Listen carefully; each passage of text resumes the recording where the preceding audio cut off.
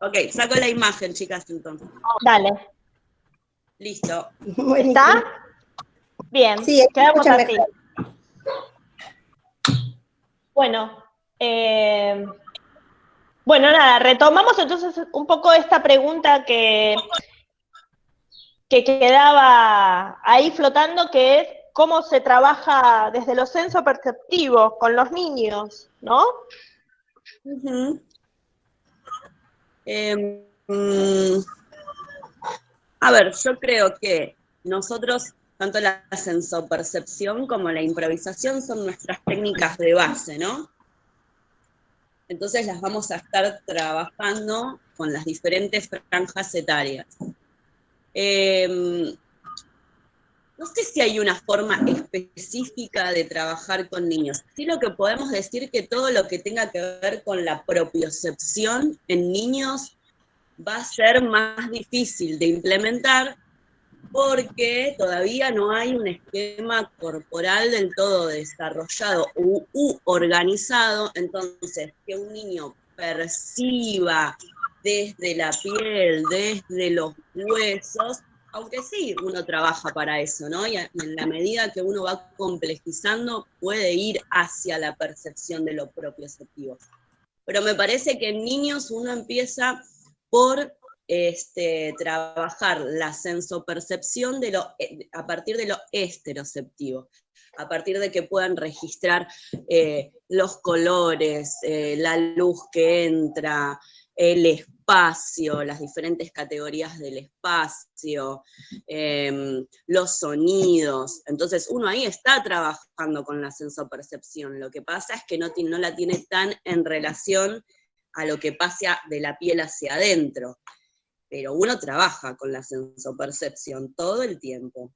Y después sí, yo creo que a medida que los chicos, o sea, van ampliando su capacidad perceptiva de lo que sucede afuera, podemos comenzar a implementar esto de, bueno, vamos a percibir la respiración, a tocar diferentes partes del cuerpo, creo que a través del tacto, esto del tacto todo el tiempo, el tacto con el propio cuerpo, el tacto con el objeto, el tacto con el compañero, el tacto-contacto, ¿no? Pero primero tocar, es muy difícil registrar abstractamente, digamos, o sea, ellos no tienen por ahí idea qué es lo que hay de la piel hacia adentro, hay que tocar, percibir primero desde ese lugar y después ir a otro tipo de percepción más compleja. No sé si... Sí, fuiste clara. Sí, lo que me gustaría es que si las chicas, los chiques, tienen alguna duda, aprovechen a preguntar ahora, ¿sí? Genial. Con respecto a esto que decía Laura, porque me acuerdo por las preguntas también de segundo, ¿cómo encima nombraste ahora lo del tacto, ¿no? El tacto, el contacto, ¿cómo es una dificultad eso, supongo, ahora en la virtualidad? ¿Cómo esa parte? ¿Qué encontraste? En la virtualidad es una dificultad la sensopercepción, claro. o sea, más que nada, pero porque yo no, o sea, en inicial trabajamos de forma sincrónica, así que bueno, yo puedo dar consignas, pero esas consignas llegan en diferido. Sí, más que nada, o sea, lo que yo hago ahora es trabajar con consignas asincrónicas, pero que tengan que ver con lo exploratorio, y entonces por ahí me alejo un poco más en este momento de la construcción de la danza en sí misma, o de la exploración en la danza, y me voy a la exploración de los objetos que hay en la casa, de las diferentes texturas, de que, a ver, busquen en la casa cosas rojas, y después las tocamos y las comparamos, qué sensaciones diferentes me dan esas hojas que comparten el mismo color, pero seguramente compartirán otras texturas, otras formas. Entonces, bueno, exploramos eso así. Ese pasaje a lo danzado es mucho más complejo a la distancia, porque son consignas mucho más cortitas, en vez de ser una clase en donde yo voy sumando otras consignas que complejizan y que elaboran y que se entraman con la improvisación y la danza. Acá quizás me quedo en esos comienzos, y que ellos puedan hacer un pequeño registro de eso y contarlo, sacarle una foto, dibujarlo, y nos quedamos ahí. Y vos dijiste algo muy interesante, sacando el contexto ahora virtual, esto que nos queda como ahí, ¿no? Como a mitad de camino, porque no lo podemos terminar de desarrollar la propia danza desde lo virtual con chicos quizás tan chiquitos. Pero en la no virtualidad, ¿no? Vos dijiste, por ejemplo, tomando como ejemplo esto, que les haces tocar diferentes texturas, de un mismo color. ¿Y cómo seguiría eso en pos de la danza para una clase con los chicos de forma presencial? Y podríamos empezar de si estamos trabajando, sí, estoy inventando en el momento, pero ponele, porque hay muchos caminos, porque podría haber muchos caminos para elaborar eso, ¿no? O sea, pero podríamos hacer, si no sé, si estamos trabajando movilidad parcial, movilidad global, entonces nosotros comenzamos a tener contacto con ese elemento a través de las manos. Entonces percibimos ese elemento a través de las manos. Entonces, después, cómo las manos se mueven en función de ese registro que hicimos táctil, ¿sí? Yo ahora lo estoy explicando por ahí con palabras para ustedes. Pero bueno, ¿cómo es eso que toqué? ¿Cómo se siente? Ay, tiene arruguitas. Bueno, ¿cómo es la danza de las arrugas en las manos? Y las manos bailan esa danza de las arrugas, ¿no? Y vamos viendo que surgen los chicos, porque los chicos esto lo van a traducir dentro de sus propias subjetividades. Entonces van a salir muchas danzas de las arrugas. Entonces podemos tomar las danzas de las arrugas de José, y entonces todos hacemos esa danza, y después volvemos a la propia, vamos construyendo entre todos una danza de las arrugas en las manos. Y después la podemos pasar a otras partes del cuerpo. Bueno, ¿qué pasa si esa danza de la arruga la bailan los hombros, la bailan los brazos, la bailan las piernas, la baila todo el cuerpo? Perfecto. Sí, encaramos desde el cuerpo, ¿no? Podríamos encarar desde asociar con calidades de movimiento también, si es que venimos trabajando calidades de movimiento, y eso es algo que ya está apropiado. Está buenísimo esto que decís, justo.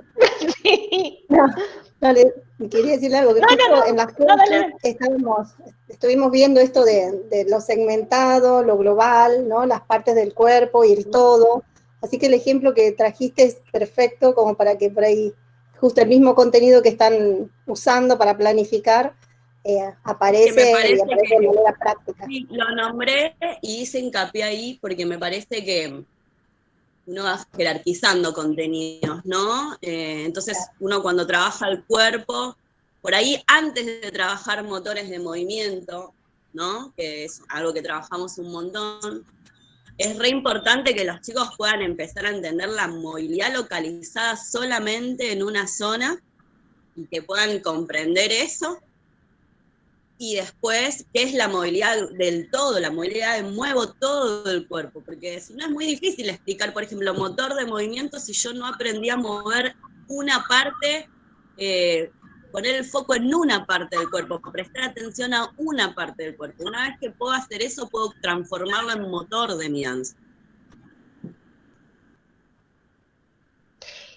Perfecto.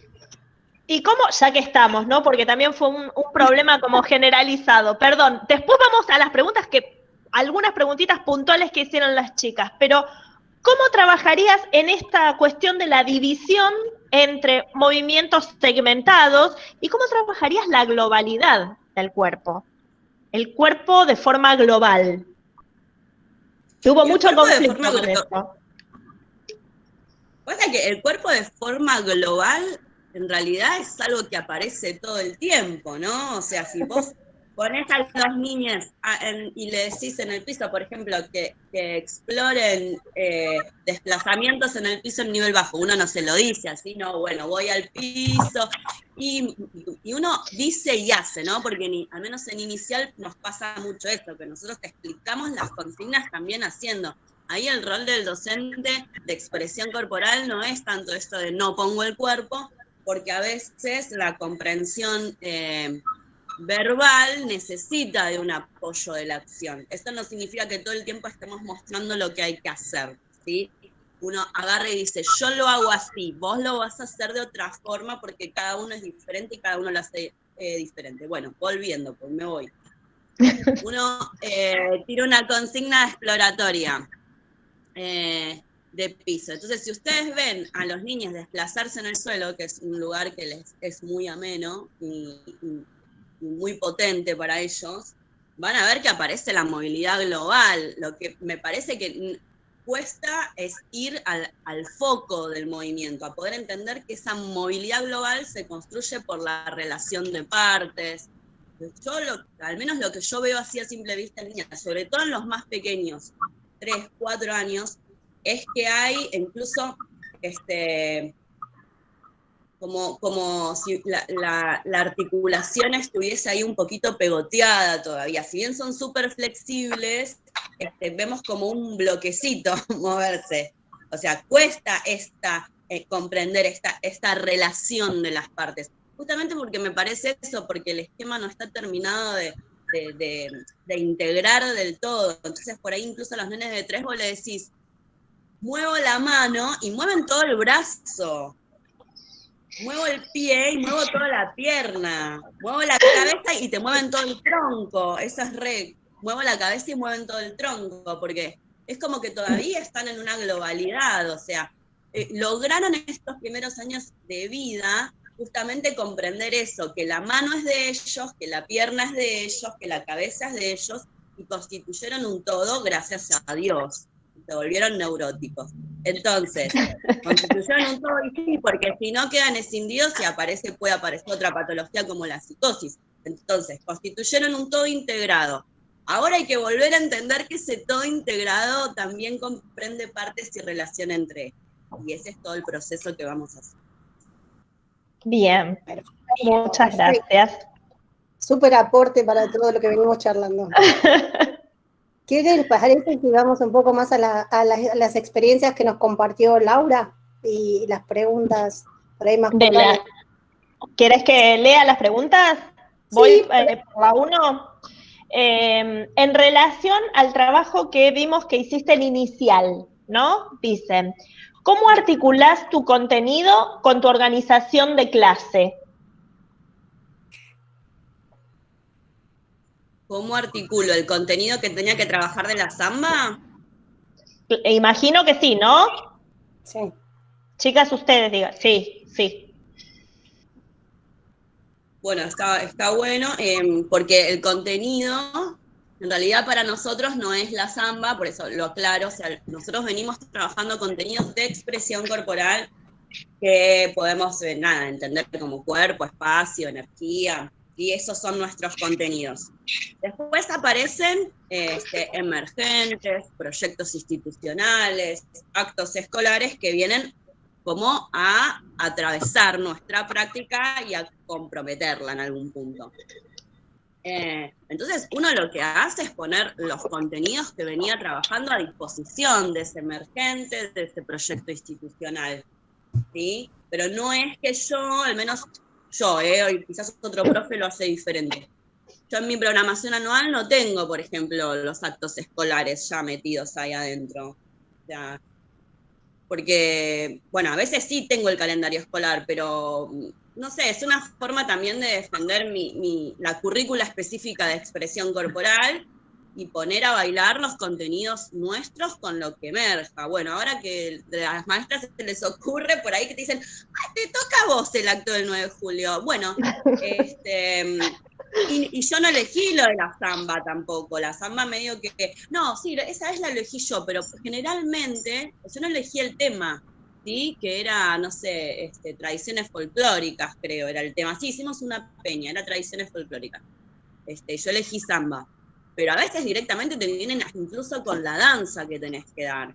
Entonces, nosotros tenemos que defender nuestra planificación y sobre todo me parece nuestro diseño curricular, en ningún momento habla de danzas folclóricas, ¿sí? Al menos en inicial. Pero sí podemos trabajar las danzas folclóricas, claramente, desde los contenidos que tiene la expresión corporal. Entonces yo en ese momento venía trabajando con diferentes objetos, venía trabajando en torno a la sensopercepción, y venía trabajando, ¿qué venía trabajando? Comunicación, ya venía trabajando esta cuestión de la imitación, de la complementación, venía por ese lugar. Entonces, ¿qué dije? Bueno, sí, samba, además de porque yo estaba enroscada con un texto sobre la samba de Cush, pero porque el grupo daba para trabajar desde ese lugar, porque ya tenían ese trabajo adentro. ¿Quedó claro? Por ahí hice mucho rollo. Ustedes me dicen, no, Laura, no me contestaste nada de lo que te dije y no hay problema.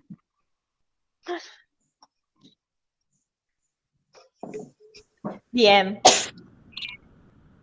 La segunda pregunta decía, ¿qué estrategias utilizás para la organización del grupo? ¿Podrías dar ejemplo del lenguaje que utilizás? Bueno, ahí me parece que hay dos cosas. Primero, ¿qué pensamos cuando hablamos de organización del grupo? Y después, cómo me comunico con el grupo, quizás, porque se habla de qué lenguaje utilizás. Me parece que es la forma de cómo uno establece determinada comunicación con el grupo. Yo me acostumbré, después de muchos años de probar diferentes cosas, a generar un primer momento que podemos llamar caldeamiento, y no entrada en calor. ¿Por qué digo esto? Porque la entrada en calor nosotros en danza la solemos relacionar con generar algún tipo de ejercicios que trabajen el cuerpo y lo pongan disponible, ¿no? A lo que vamos a tener que hacer. O sea, calentamos articulaciones, fortalecemos, elongamos, nada. Y tratamos de darnos herramientas para que el cuerpo quede disponible. Y a veces los niños necesitan eso, pero a veces también necesitan otras cosas en este caldeamiento que los dispongan a la concentración, a poder participar de una instancia lúdica, poder compartir con el otro y poder escuchar sobre todo, ¿sí? Entonces, hay más o menos 3 o 4 formas de trabajo que ya las tengo un poco como aceitadas en esas entradas en calor. Siempre dispongo de una ronda de inicio. Ellos llegan y saben, esto es siempre igual, que tienen que armar una ronda. A veces es una ronda, a veces con los más chiquitos, al principio es un montoncito que todos nos sentamos y después se empieza a armar esa ronda. Y a veces pongo una cinta tipo un cuadrado y cada uno ocupa un lugar en esa cinta. Después, generalmente hacemos algún tipo de ejercitación o de actividad que sea de caldeamiento, en donde todos vamos a hacer lo mismo. ¿Por qué digo esto? Porque vamos a trabajar en forma de generar un tiempo grupal, una escucha grupal, y que nos pueda llegar a alguna instancia de concentración grupal, de tener que estar escuchando. A veces todos hacemos lo mismo y a veces complejizamos un poquito más y, por ejemplo, no sé, podemos pasarnos un objeto de persona en persona y estar atentos al recibir ese objeto o a trasladar ese objeto, pero tiene que ser algo que nos tenga que comprometer en un trabajo colaborativo, en un trabajo en equipo, en un trabajo que nos permita mirarnos a todos, que nos permita escucharnos, y en donde la coordinación por lo general y la escucha están en juego.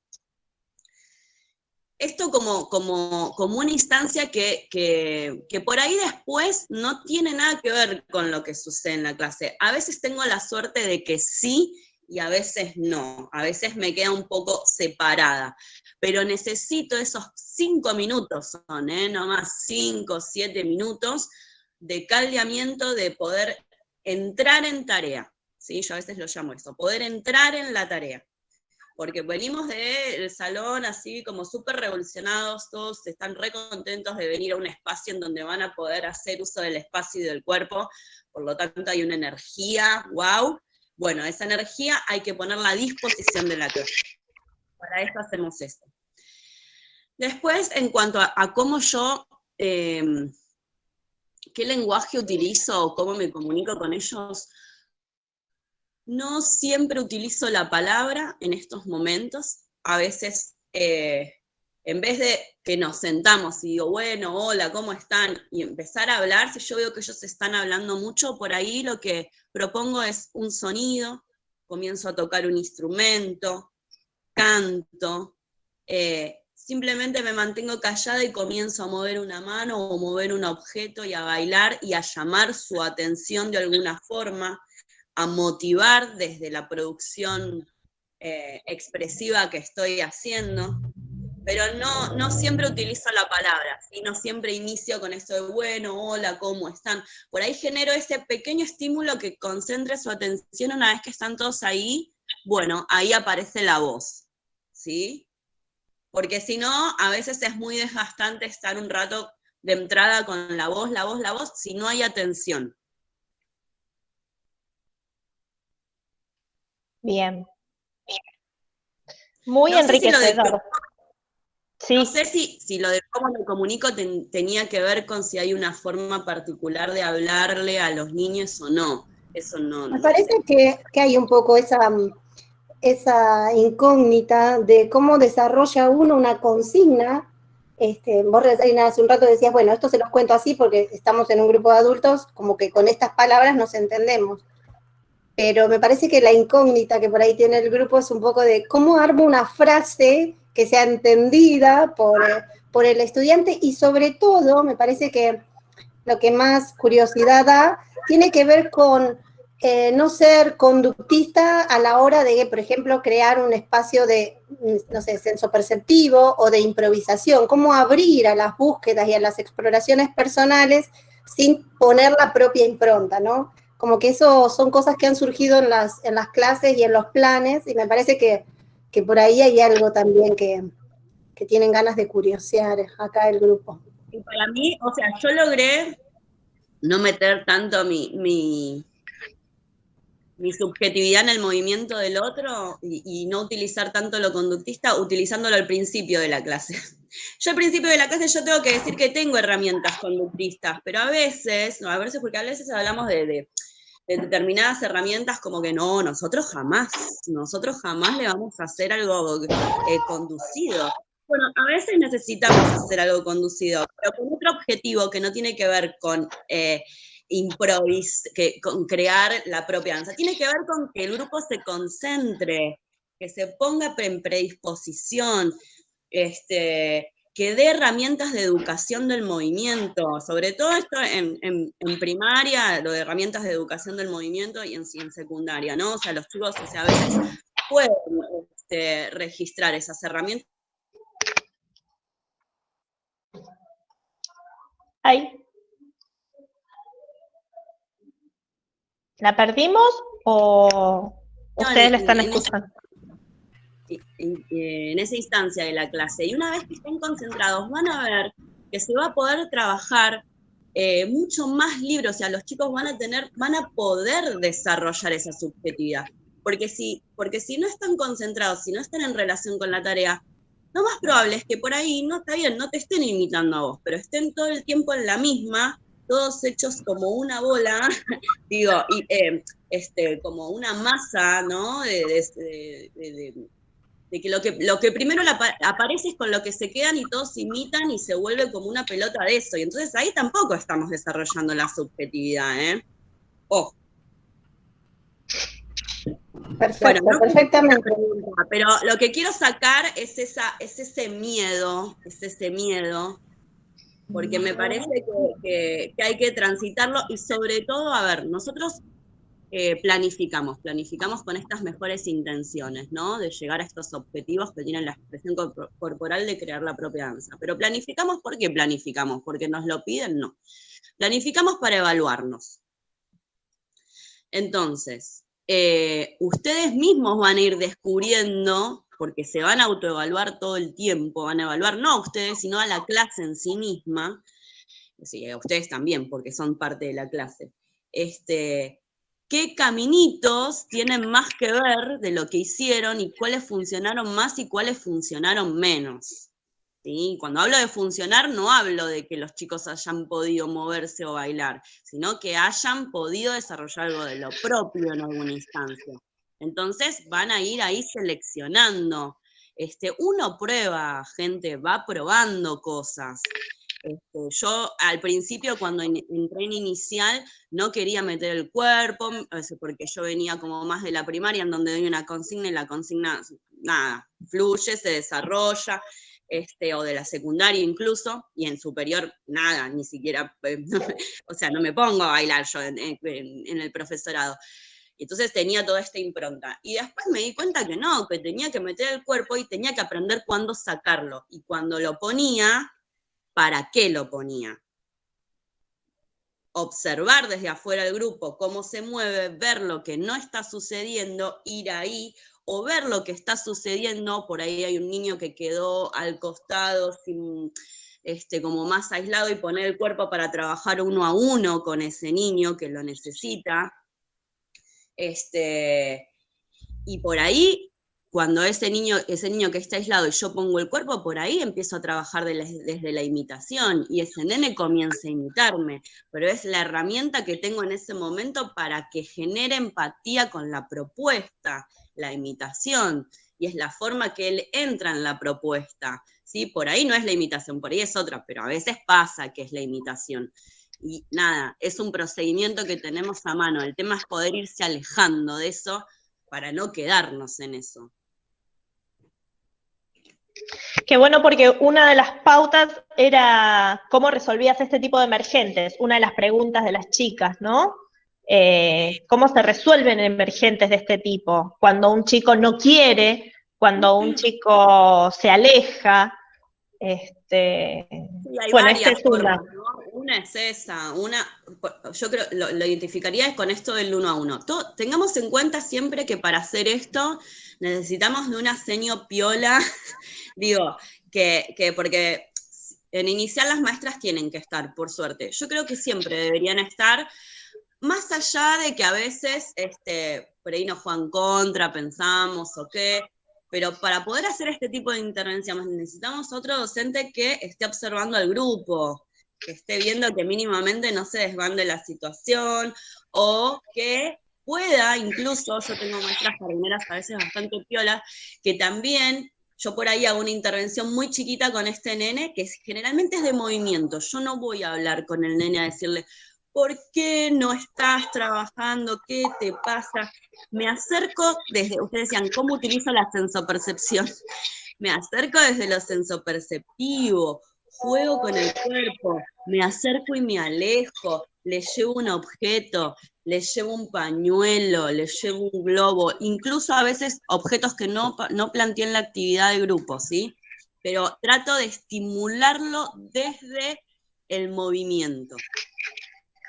Si veo que no sucede nada o que el nene se siga angustiando o lo que suceda, ahí es un buen momento también para que intervenga la seño, que la seño es con la persona con él, que está con él las 4 horas del día, todos los días. A veces a los profes de expresión o de artística nos pasa que en los jardines vamos 1 hora por semana dividida en 2 media horas. Es muy difícil construir un vínculo, o sea, no sé, es difícil por la cantidad de tiempo, pero lo terminamos construyendo. Pero no es el mismo vínculo que el nene va a tener a principio de año, o a mitad de año con su señorita que con nosotros, ¿sí? Entonces está bueno también ahí que la maestra esté como súper permeable y disponible a que, yo a veces con las maestras con una mirada me entiendo, ¿sí? Entonces la maestra sale y se queda un rato con ese nene, charla, lo invita, lo sigue estimulando, y más que nada lo escucha, ¿sí? Porque ahí ella puede entablar un diálogo porque está por fuera del grupo. Y después, yo ya veo que el nene le va cambiando la cara en la conversación con la maestra, me vuelvo a acercar y ahí por ahí sí uso la palabra. Lo nombro, porque es muy importante nombrarlos por su nombre. Eso es muy difícil también porque tenemos un montón de grupos, no nos acordamos los nombres, pero las maestras yo muchas veces le hago un gesto de, ¿cómo era el nombre? Fulano. Fulano, bueno, dale, ¿ahora venís a jugar o no? ¿Entendés? Como, dale. Pero una vez que hice todo ese trabajo de comunicación y de estimulación desde la propuesta de movimiento. Lau, ya que estamos, ¿sí? Te voy a leer 2 preguntitas que, esperen que Euge la admito de nuevo porque se le salió y está tratando de entrar de nuevo. Ahí está. Te leo 2 preguntitas justo que hablaban en general, que hicieron las chicas, y que tiene que ver con esto que ya algunas cosas contestaste. Ellas te preguntaban, ¿cuáles son los procedimientos que se llevan adelante en caso de emergencia? Y la segunda pregunta era, en tu experiencia docente, ¿tuviste alguna problemática emergente en la cual hayas tenido que romper con la estructura curricular? Bueno, de a una. Dale. ¿A qué se refieren con emergencia? ¿Que un nene se lastime? O no sé. Acá están diciendo que sí, con la cabeza. Bueno, ahí nosotros tenemos protocolos en las escuelas, en los jardines, que siempre cuando ustedes entran a una institución, también quería decir esto sobre lo anterior. Yo cuando digo con la maestra me miro y me entiendo porque tuve muchas charlas previas, ¿sí? De poder, tienen que hablar. Las maestras son nuestra pareja pedagógica en un punto. Entonces, no se pueden lograr acuerdos si no se charla, si no se dice, bueno, mira, ¿qué hacemos cuando un nene queda afuera? Bueno, yo puedo hacer esto, vos podés hacer aquello, acordamos. Lo mismo con el tema de cuando un nene se lastima, ahí ya hay protocolos, y ahí nosotros no es un acuerdo, es un protocolo que si no lo conocemos, el directivo lo tiene que facilitar. Y no quedamos mal diciendo, bueno, en caso de que un nene se lastime, ¿cuáles son las pautas que tengo que seguir? Ustedes lo tienen que preguntar esto, ¿sí? Si el directivo no lo dio a principio de año, se supone que el directivo se los tiene que dar a principio de año, pero a veces no sucede, ¿sí? Y no esperemos a que suceda. Hay que elaborar un acta, bueno, en principio atender al niño en cuestión, ¿sí? Por eso también ahí tiene que estar la maestra, porque generalmente una se queda con el niño y la otra persona va a buscar al preceptor o a quien pueda ayudar en la situación y según la gravedad del asunto se tiene que llamar al SAME y se tiene que elaborar un acta. En el acta hay una forma de llenar ese acta en donde ustedes van a especificar el contexto en donde sucedió, ¿sí? Durante la clase de expresión corporal, qué es lo que estaban haciendo y qué es lo que sucedió y a qué niño y cómo se interviene. ¿Sí? Son estas 3 partes. Contexto, situación y cómo se interviene. Bueno, el nombre del niño, claramente. ¿Cómo se interviene? ¿Qué es? Se llama SAME, se llama la familia y estamos esperando la llegada del doctor, supónganse. Se firma, luego cuando viene el familiar a retirar al niño, tiene que firmar el acta. Si es un problema entre 2 alumnos, por ejemplo, que un alumno le pegó a otro, no pueden poner el nombre de la persona que le pegó. ¿Sí? Esto es para no generar problemas entre familias. ¿Sí? Pues es un compañero sin querer o queriendo, lo que sea, bueno, le pegó al nene y pasó esto, ¿sí? Pero no se puede poner el nombre. Todas estas cuestiones igual son un choclo medio burocrático que está bueno, hay documentos sobre eso, ¿sí? Que los directivos se los faciliten. Sí, pero bueno, básicamente era eso. Y la otra es si tuviste que salir por alguna circunstancia ajena, por alguna emergente, alguna problemática de tu estructura curricular. A ver, si tuve que salir del diseño de expresión corporal o si tuve que salir de mi programación. Ah, no sé, a ver, que te contesten las alumnas.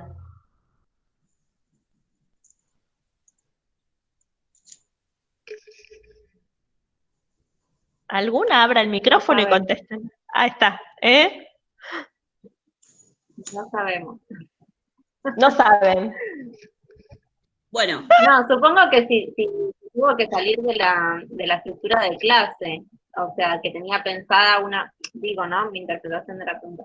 Tenía pensada planificar una clase y algo sucedió que terminó dando otra cosa. Sí, bueno, yo acá voy a ser muy sincera, a las profes de práctica no les va a gustar capaz. Yo a esta altura no planifico clase a clase, yo planifico un bloque y voy viendo en función de cómo está el grupo y qué es lo que necesita el grupo. Yo ya sé, por ejemplo, no sé, que estoy enseñando calidades de movimiento, supónganse, es un gran bloque, y lo estoy poniendo en función de la narrativa de cuentos, supónganse, es un gran bloque.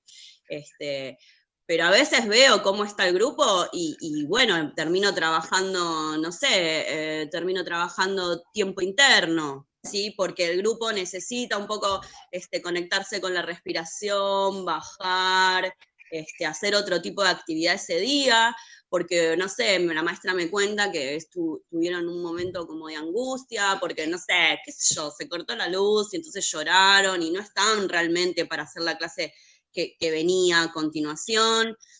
Entonces yo trabajo mucho con el emergente, y trabajar con el emergente a veces significa poder correrse un poquito de lo que uno tiene diagramado. Ahora, me parece que esto lo va ganando uno en el tiempo. Yo tenía un profesor que decía, un profesor de educación por el arte, o sea, la expresión corporal es una disciplina que parte de la educación por el arte. Y este profesor, que era de música, pero básicamente era un profesor de educación por el arte, decía que el docente llega a la clase como con su maletín de recursos y contenidos y todo lo que sabe, ¿no? Y todo lo que aprendió. Y ese maletín lo va a poner a disposición del grupo en función de lo que el grupo vaya necesitando, ¿sí? Lo que vaya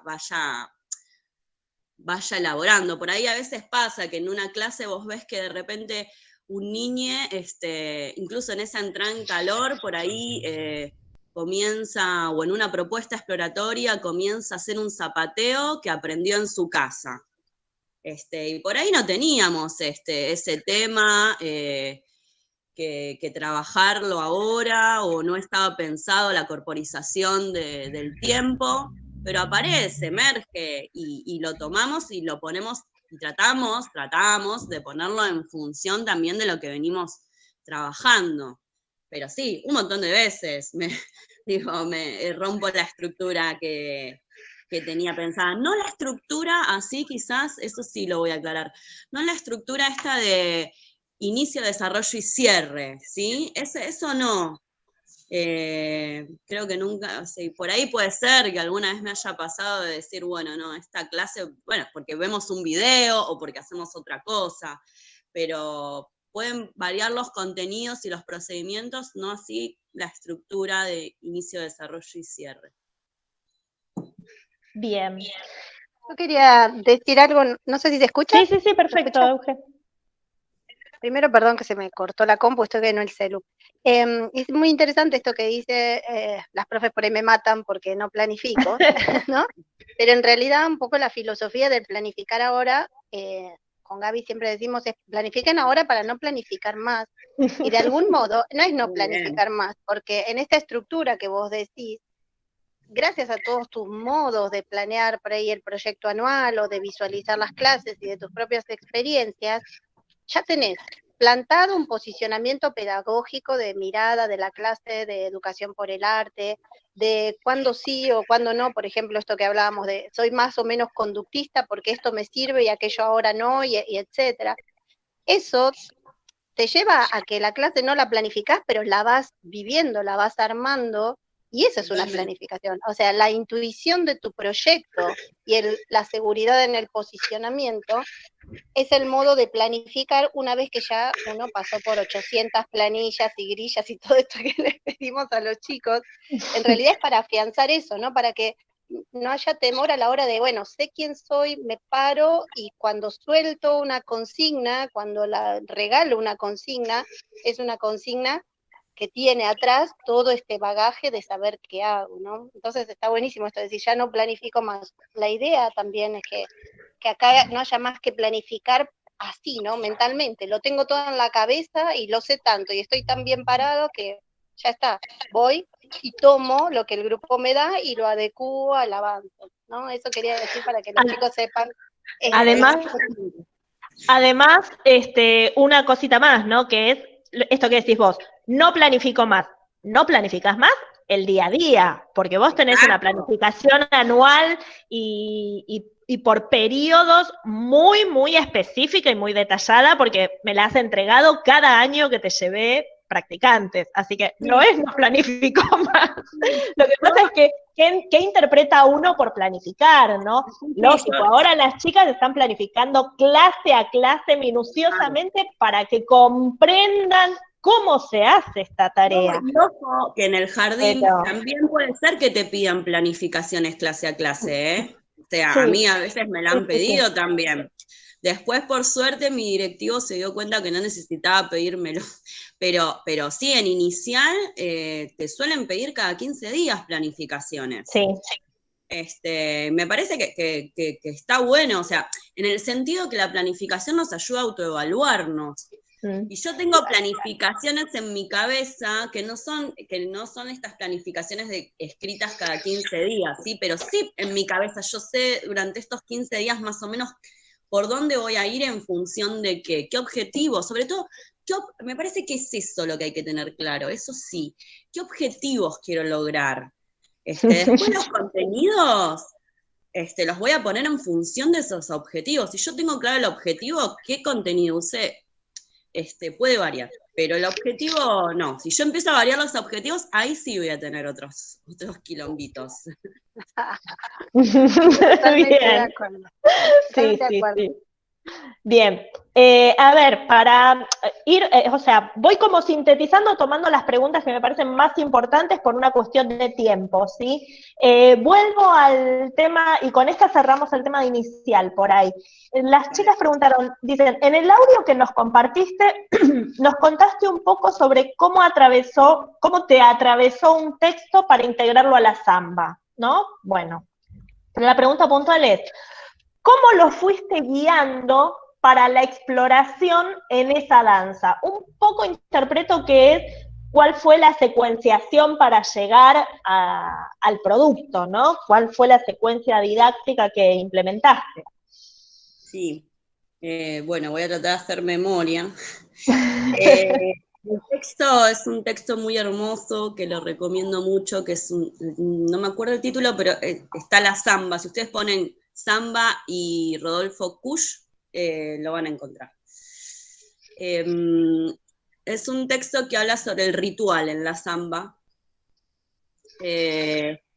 y sobre el tema de la complementación de estas dos figuras que bailan y que generan un equilibrio, y a partir de ese equilibrio el ritual.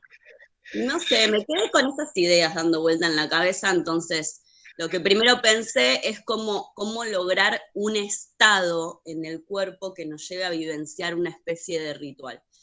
Entonces sabía que tenía que ir derecho a la sensopercepción, a la concentración, a la sensibilización. Entonces, como un elemento fundamental de la samba es el pañuelo, comencé con estos ejercicios que se ven en el primer momento del video, que es la relación del cuerpo con el pañuelo. Y esa relación la trabajé a través del tacto-contacto de las manos, de poder percibir cómo era ese pañuelo, qué color, qué forma tenía, qué olor, qué textura, si era suave, que igualmente esto yo no les pido a los nenes que lo pongan en palabras, le digo que lo hagan, yo lo empiezo a hacer al lado de ellos, y yo empiezo a hacer y voy tratando de ver, registrar en esta ronda grande qué emerge, ¿no? Que nene que está haciendo algo diferente que otro, si lo hago yo, porque ellos suelen imitarme a mí, entonces, por más que trabajen así, con esa imitación, siempre van a ver a alguien que hace algo diferente y está bueno tomarlo.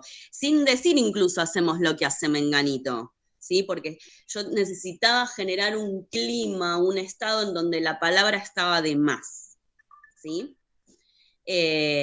Un acompañamiento sonoro que tenía que ver con la samba, usé muchas zambas, no solo la que después se baila.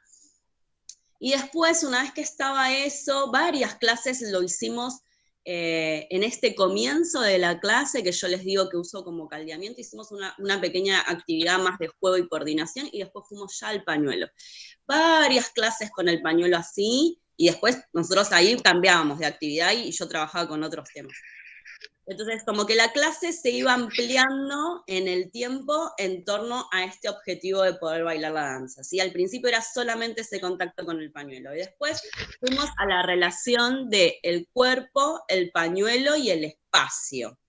A ver, ¿qué puedo hacer ahora con el cuerpo y el pañuelo? En torno al espacio primero, bueno, lo acerco, lo alejo, diferentes orientaciones espaciales, lo pongo en el cuerpo, tapo una parte del cuerpo con el pañuelo, y qué acciones después puedo hacer con el pañuelo, lo sacudo, lo hago un bollito, lo doblo, todo lo que podemos hacer con el pañuelo.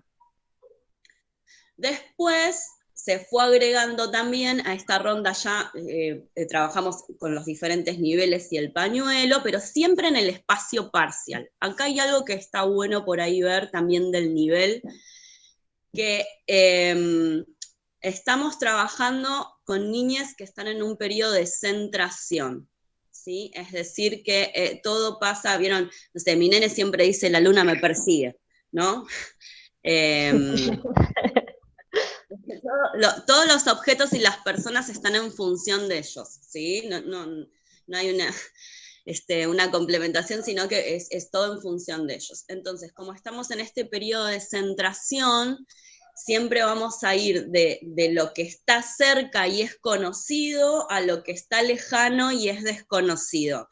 Entonces, va a ser muy difícil que un niño pueda comenzar con la exploración del espacio total si no tiene un primer momento de exploración de su propio espacio. ¿Sí? Vamos de lo conocido cercano a lo lejano desconocido. Entonces, siempre comenzamos con cualquier sea la exploración en el espacio parcial, en su propio espacio, que puedan ampliar el lenguaje ahí, para después llevarlo a otro lugar, a empezar a alejarse. Entonces, ya me perdí. Estábamos con el pañuelo y empezamos ahí ya a trabajar en torno a esta ronda que en torno al pañuelo, los pañuelos se juntaban en el centro y se alejaban. Empezamos a trabajar algunos giros, formas de hacer girar el pañuelo y formas de poder llevar estas acciones también dentro del nivel alto, dentro del espacio parcial. Una vez que esto estaba claro, lo llevamos a la exploración de eso en el espacio total. ¿Sí? Ya pudimos ir a explorar eso mismo en el espacio total, pudiendo conservar esta cuestión del espacio personal, es decir, yo me muevo en el espacio total, pero no voy a ir a ocupar el espacio de mi compañero, porque si no mi compañero no se va a poder mover. Esto yo lo explico así y con estas palabras. Pero para que eso se comprenda es porque hubo una experiencia de haber danzado en el propio espacio y haberlo disfrutado. Porque si no, no puedo valorar que el otro pueda ocupar su espacio. Entonces, y que yo pueda disfrutar de trasladarme en el espacio sin ser interrumpido. Y después una última instancia de comunicación, ¿sí? Yo cuando trabajo la exploración del espacio total, no trabajo la comunicación, o sea, incluso, bueno, por ahí acá ustedes van a decir, ¡ay, qué conductista! Cuando ellos comienzan a trasladarse en el espacio, por ahí pasa que se encuentran y de repente empiezan a trabajar de a dos, y yo al principio les digo, no, o sea, incluso no uso la palabra, me meto en el medio y como que genero un movimiento para que ellos sigan su desarrollo en el espacio total, ¿sí? Y después sí voy al trabajo de comunicación y trabajamos ahí. Partimos de la imitación de qué puede hacer el pañuelo, imito a mi compañero. Perdón, Lau, te interrumpo porque me pareció como una perlita esto que acabas de contar, que tu objetivo era que trabaje en el espacio total. Si iban a la comunicación, los interrumpías de alguna forma, corporalmente o como sea, para seguir logrando tu objetivo, ¿no? Es la negación de algo en pos de otra cosa posible, ¿sí? Me parece interesante remarcar esto porque a veces también están como muy mal vistos los no en la expresión corporal. Es como que todo se puede. No, con el no también se aprende. ¿Sí? De una. Nada. Gracias, continúa.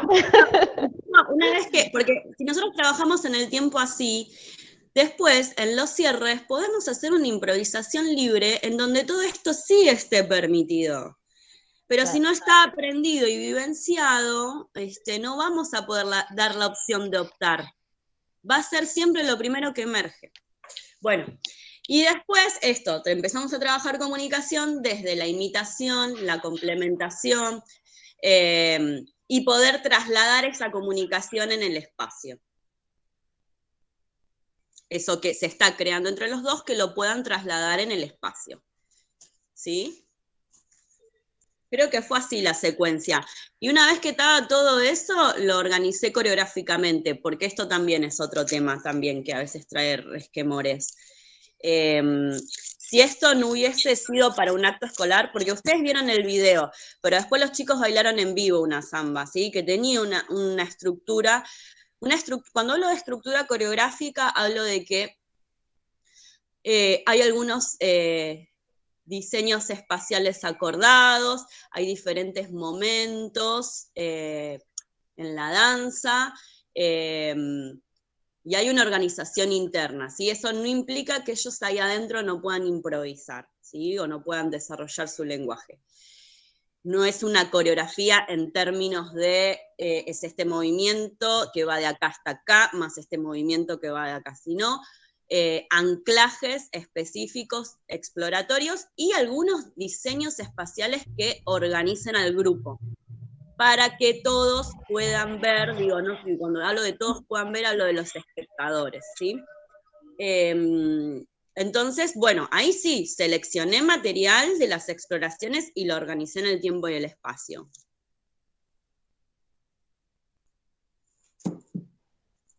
Bien. Quería decir una cosa con respecto a esto de los límites, ¿no? Que yo estoy con los chicos también en didáctica.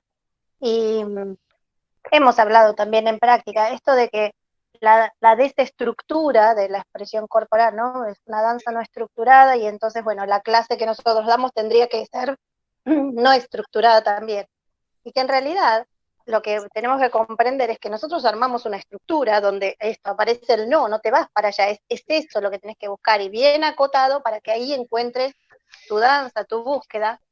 Y que entonces la libertad es la que le generamos al chico, al estudiante, a la hora de desarrollar su danza. Lo limitamos para que puedan desarrollar su danza, pero nuestra estructura está sumamente clara y el límite está claro y está dado por un lugar al que queremos llegar o al que pretendemos como proyecto que el estudiante logre, ¿no? Cosas.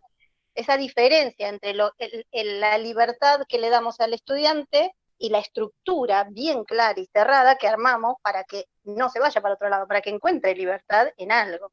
Eso que decías vos con el no me parece que es importantísimo, que los chicos lo puedan guardar a la hora de planificar sus clases, de pensarlo. Y por eso también armamos una estructura, para poder darle libertad al otro, no nosotros como profes, ¿no? Tal cual. Claro.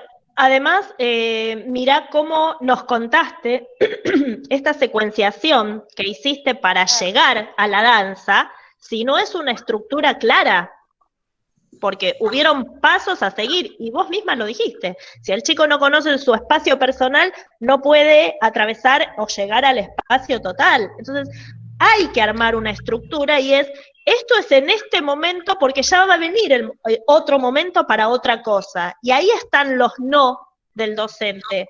Esto no porque va a ser después, no es no porque no. ¿Se entiende? Pero el docente tiene que marcar pautas y límites para el crecimiento y el desarrollo del chico. Nada, eso. Sí, a full. Eso en todos los niveles, pero en inicial es clave. Claro. Porque, bueno, sí, al no estar tan escolarizados, manejan otro tipo de libertades, digo, libertades no en el sentido de que de lecciones, pero sí de quedarse pegados a la energía del otro, sin importar si lo que están haciendo está bien o mal visto para el docente, ¿se entiende? No importa, o sea, yo me quiero divertir, ya fue. O sea, quiero correr y quiero correr, o sea, los nenes chiquitos son así, por ahí el nene de primaria, y de secundaria más, están como muy normatizados, entonces saben que hay cosas que no se pueden. El nene chiquito no sabe qué es lo que no se puede o si se puede lastimar o no, no tiene ese miedo, sobre todo con el cuerpo. O sea, a veces si vos los dejás, o sea, empiezan a correr, a gritar, porque es lo primero que emerge, digamos, de la necesidad de movimiento que hay, ¿no?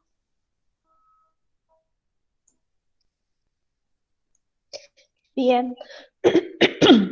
Para seguir avanzando, cerramos inicial acá, pasamos al video de primaria. A ver, bueno, la primera pregunta que te hacen es ¿cuántas clases aproximadas te llevó el abordaje de la producción que se vio en el video? Uf. Y la segunda dice, ¿en qué secuencia didáctica te basaste? Así que me parece que son dos preguntas que van como en una, ¿no? ¿Cuál fue la progresión? ¿O qué te acordás? Porque nos contaste que fue hace mucho esto. Hace mucho, y yo voy a ser muy sincera, la secuencia que usé no la recuerdo, sinceramente. Sí sé que esto llevó más o menos 3 meses. Llegó toda la primer parte del año. Yo empecé a trabajar con ese grupo es primero y segundo grado. ¿Sí? Están los dos. Están los dos. Esa es la escuela 45, en ese momento, no sé, ahora tenía muy poca matrícula. Y nosotros, bueno, por lo general, en primer ciclo de primaria, digo, porque yo no me acuerdo, pero más o menos siempre inicio de la misma manera y siempre inicio desde el cuerpo, de esto que hablábamos de, siempre inicio con apoyos, con poder explorar diferentes apoyos, proyecciones, movilidad focalizada, movilidad global y espacio. Siempre empiezo por ahí. Pero yo sé que este trabajo yo lo trabajé en torno a las calidades de movimiento y en torno a algunos ejercicios incluso que vienen más de la rama del contact, por decirlo de alguna manera, que yo estaba transitando y quería ver cómo eso lo pasaba a la expresión corporal y al tema de la comunicación.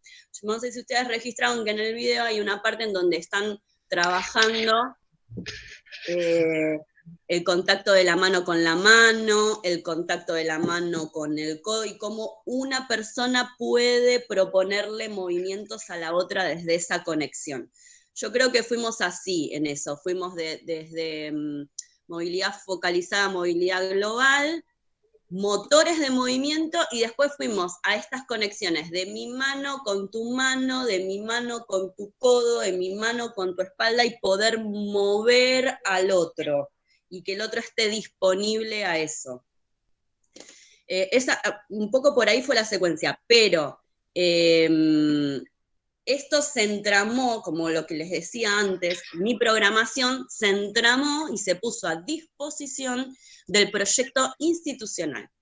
El proyecto institucional de esa escuela ese año tenía que ver con la ESI. Y tenía que ver con la ESI, no porque nos cayó de arriba que teníamos que trabajar ESI. La directora hizo una evaluación de lo que venía pasando en la escuela, lo que venía pasando en la comunidad educativa, y decidió que ese año se iba a trabajar ESI, que todos los docentes nos íbamos a poner en función de este proyecto. Nos capacitó, cosa que no suele pasar, tuvimos 2 o 3 encuentros de ESI que los dictó ella, en un material súper interesante, y leímos sobre cómo la ESI se entrama en los diseños curriculares de primaria. Ella nos propuso trabajar sobre violencia de género porque realmente era el tema que estaba atravesando la comunidad. Y este video después lo vio la comunidad, o sea, se hizo una reunión de familias para ver el video, y que el EOE, o sea, esto también trabajado con el EOE, súper importante. Y el EOE, a partir de ahí, generó, o sea, además se vio el video y una reflexión y una charla a partir del video. Yo no estuve en esa charla, ¿sí? Porque ahí se dispuso, estaba la directora y el EOE. Los docentes no estuvimos, sí, después nos contaron cómo fue todo, pero fue un trabajo muy, muy en equipo y digo, donde cada uno aportaba desde su métier, digamos, desde su conocimiento. Bueno, creo Laura, que ya que lo mencionaste, contales un poco a los chicos qué es el EOE y cómo funciona o cómo funciona en este caso. Bueno, el EOE es el equipo de orientación escolar, que está conformado por un trabajador social o trabajadores social, una psicóloga y una psicopedagoga. El EOE lo que hace es trabaja, o sea, a ver, porque yo ahí vi algunas preguntas, bueno, ¿qué pasa si un niño trabajando todos estos temas expresa que en la casa suceden estas cosas, o te cuentan que o viene con un golpe, o bueno, está en una situación de mucha indefensión, o expresa angustia, bueno, hay cosas que los docentes recibimos, podemos escuchar, pero a veces no tenemos las herramientas para intervenir. El EOE sí, porque tiene esa formación específica, entonces nosotros llevamos esto que sucede al EOE previa acta, como siempre les digo, bueno, hay cosas que también tienen que ver con protocolos, que si nosotros escuchamos alguna cuestión de abuso o violencia, tenemos que asentar un acta y dar intervención al EOE. ¿Qué significa dar intervención al EOE? Que el EOE va a ser el encargado, junto al directivo, de citar a esas familias y ver cómo se interviene con esta familia, ¿sí? Con el servicio local o con quien corresponda, ¿sí? Porque tiene que ver con los derechos del niño y ahí, o sea, no podemos dejar que la familia sola resuelva, sino que tenemos que intervenir para acompañar a esa familia y poder alcanzar las herramientas que sean necesarias para que ellos puedan resolver esto que está sucediendo. Eso no significa que el EOE pueda hacer magia, ¿sí? Es un trabajo que no va a depender solo del EOE, sino que esa familia puede entrar en un tratamiento por fuera de la escucha de la escuela o de la intervención de la escuela. Por eso se da a veces intervención al servicio local, que es el que después cita a esa familia y decide cuál va a ser la forma de abordaje de eso que sucede y si hay que dar intervención a la justicia. Bien, gracias porque ya contestaste un par de preguntas que te habían hecho los chicos por acá. Sigo avanzando porque ya hay varias que tienen que ver con esto que acabas de charlar, ¿sí? Hay una que dice, yendo a las palabras proyectadas en la pared, dice, ¿cómo tradujeron las palabras proyectadas en la pared al lenguaje del movimiento? Bueno, primero estaría bueno saber de dónde salen esas palabras. Nosotros, ese trabajo fue muy lindo, la verdad. Se trabajó mucho con la maestra, se trabajó porque ellos estaban con lectoescritura también, entonces la maestra narró el cuento varias veces, ellos tuvieron, esas clases las dimos juntas, tuvieron que elegir palabras que les parecían más importantes del cuento, que a ellos les resonaran más, que les llamasen la atención, que les parece que podían identificar como partes importantes en la historia. Esas palabras las escribimos en pequeños grupos, después tuvimos que pasar al lenguaje plástico, y cuando digo pasar al lenguaje plástico no tiene que ver con el lenguaje representativo, es decir, que si la palabra era furia, no es que tenían que dibujar una persona enojada, sino que lo que yo les proponía, y esto tiene que ver con que nosotros, además de trabajar en educación artística, somos educadores por el arte y tenemos que ver cómo poder utilizar otros lenguajes también, y entonces, bueno, yo les decía, bueno, ¿qué color les parece que tiene que ver con esa palabra? Y no tiene por qué ser el rojo siempre, ¿eh? Digo esto para los que, porque la educación emocional, nos dice que enojado es rojo, triste es azul, bueno, no, a veces no, para el niño es otro color. Entonces, bueno, en una gran cartulina, en grupos de 5, bueno, elegir un color cada uno de esos 5, y vamos a empezar a dibujar líneas que tengan que ver con la sensación que me genera esa palabra. Entonces, pueden ser líneas fuertes, yo ponía ejemplos, líneas fuertes, líneas finitas, líneas entrecortadas, puntitos, bueno, y yo ponía una música, y entonces vamos a pintar la furia, o a dejar marcas de la furia en esa hoja, ¿sí? Bueno, así ampliando las herramientas del lenguaje visual. Después eso se proyectaba, entonces lo que se proyectaba podían ser líneas, puntos, formas abstractas. Entonces lo que primero hacíamos era, iban pasando de a 1, de a 2 o de a 3, y lo que hacían es corporizar esas líneas, esos puntos, esas formas. ¿Y cómo lo corporizaban? Primero como siguiendo con el dedo la proyección, ¿sí? A ver, no sé cómo explicarlo porque encima no me... siguiendo con el dedo la línea, el punto, ¿se entiende lo que quiero explicar? Después, por ahí lo que cambiaba es el estímulo sonoro, entonces eso se hacía más rápido, más lento. Después sacaba la proyección, y eso lo tenían que hacer sin la proyección, ¿sí? Y después ampliábamos eso a todo el grupo, y seguramente cuando ampliamos a todo el grupo todavía nos alejamos más de esa primera forma y aparecen otros movimientos y también los tomamos, ¿sí? Pero partimos como de corporizar la imagen, ahí está, corporizar la imagen, viendo lo que hay ahí en la pared y haciendo como que lo dibujamos sobre la pared grande, y después nos vamos alejando de eso, y le metemos, ahí me estoy acordando, le cambiaba, por ejemplo, la intensidad, bueno, lo hacemos más suave, lo hacemos más fuerte, lo hacemos más lento, lo hacemos más rápido, lo hacemos en el piso, lo hacemos con el otro.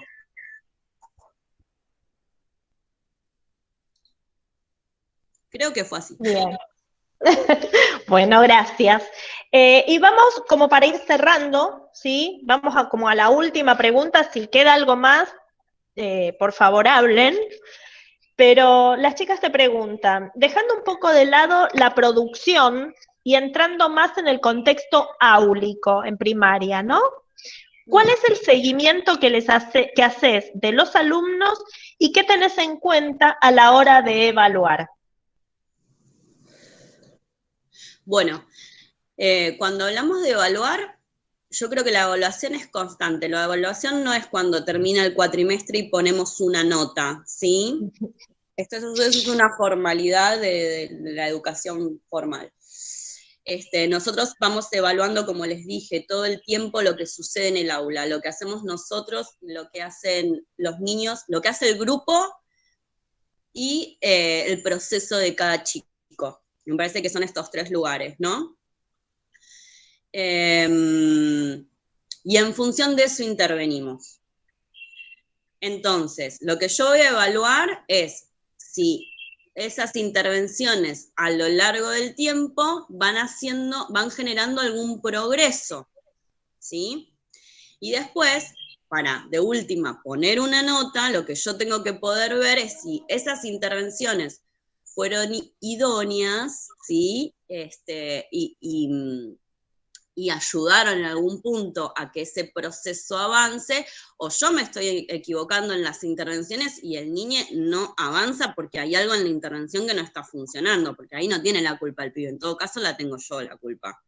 Y si yo veo que las intervenciones son idóneas, pero así y todo, el pibe no avanza, tengo que ver por qué no avanza. Si es una cuestión de que el pibe tiene algún problema específico en cuanto a la comprensión, o alguna patología, o alguna cuestión social que está atravesando y hace que él no pueda estar con toda su unidad biopsicosocial comprometida en el trabajo, bueno, entonces ahí también no voy a desaprobar por eso, sino que lo que voy a hacer es hablar con el EOE y trabajar en conjunto con el EOE, y el EOE ahí me puede ayudar incluso a definir qué tipo de intervenciones tengo que hacer y cómo tengo que evaluar a ese chico en particular. Ahora, después, si pasa que no se logra avanzar en el proceso, ya ahí porque hay otras cuestiones que tienen que ver con la conducta, o con que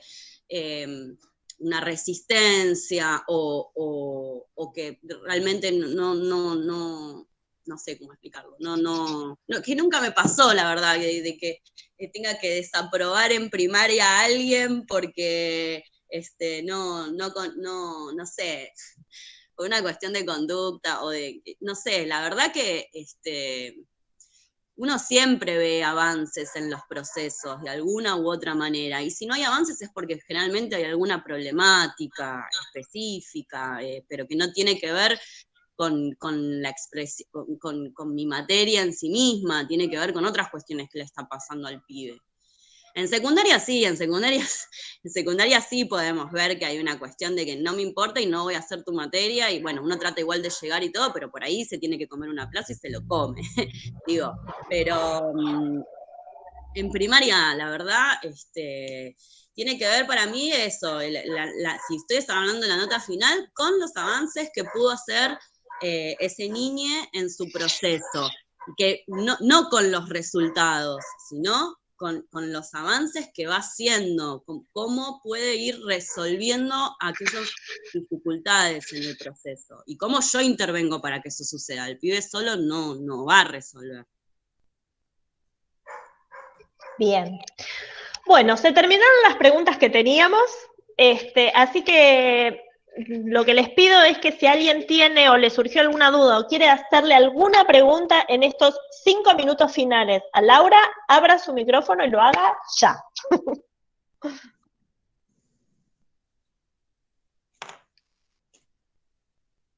Oh, qué silencio. Hola, profe. Hola. Hola. No, yo te quería preguntar lo que explicaste al principio de la clase, esto del contacto, ¿no? Si se te complica a vos el tema de que los chicos tengan contacto entre sí. Viste que está muy, como que se inhiben algunos de, ay, no lo quiero tocar, no quiero que me toque. Si te es fácil ese contenido, ¿cómo lo manejas? Sí, es verdad que hay como mucho miedo.